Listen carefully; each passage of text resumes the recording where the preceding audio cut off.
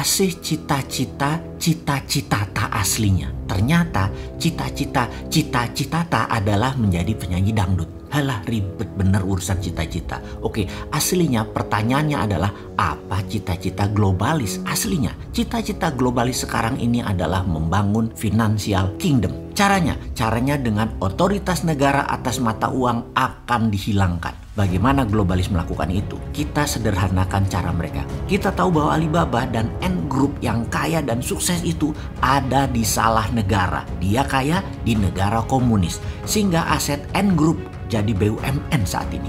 Manyun deh tuh pebisnis filsuf yang namanya Jack Ma. Elon Musk terinspirasi karena apa yang terjadi kalau Elon Musk suatu hari di-jack makan oleh sebuah negara. Katakan Amerika di bawah Partai Demokrat yang memang heavy on government. Kalau Elon Musk dan grupnya punya komunitas, punya produk, punya pasar yang nilainya mendekati 100 billion dolar per tahun atau sama dengan GDP Indonesia, maka pada saat mereka memerlukan funding tidak perlu ke bursa saham atau IPO, tetapi menerbitkan kripto aset mata uang digital dengan ICO-nya atau Initial Coin Offering. Kripto tadi bisa membeli barang-barang di grupnya Elon Musk dan mitra bisnis lainnya yang sangat luas pasarnya dan banyak pelanggannya. Itulah logika sederhana di dalam mengartikan otoritas negara akan mata uang akan dihilangkan. Inilah mengapa sejak tahun lalu dalam video narasi Vision 2030 Bosman mengatakan mata uang di dunia di tahun 2030 ke atas tidak sebanyak negara lagi. Mata uang global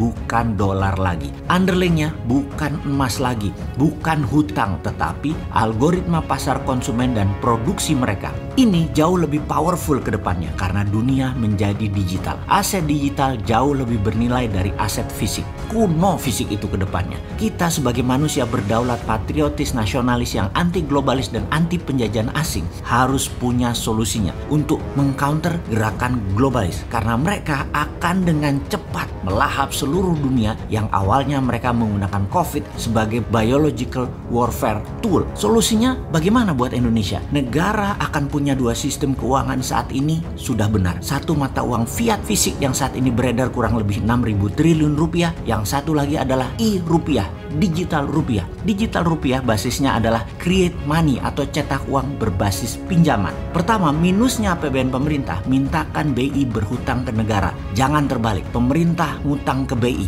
Ngutangnya ke negara melalui BI. BI lah yang menerbitkan surat hutang, jangan negara yang menerbitkan surat hutang seperti selama ini. Jadi e-rupiah dicetak sebanyak misalnya APBN dan kredit pinjaman pihak swasta nasional di Bank Nasional. Bank Nasional ngutang ke BI, BI terbitkan surat hutang ke negara, lalu di ujungnya negara cetak uang. Semua tanpa bunga, hanya biaya uang atau cost of money paling 1% setahun. Untuk Bank Nasional ambil sebagai jasa penyimpanan dan jasa administrasi, dibebankan ke kreditur termasuk ke pemerintah. Maka Indonesia dengan e-rupiah akan menjadi sarana percepatan kedaulatan ekonomi dan kedaulatan rupiah menang. PDB nasional bisa naik 50% setiap tahun dan GDP per kapita nasional setiap tahun bisa naik 50%, sehingga di tahun 2030 GDP per kapita Indonesia bisa 25.000 dan di tahun 2045 bisa menjadi 100.000 dolar per kapita di atas Amerika dan Tiongkok.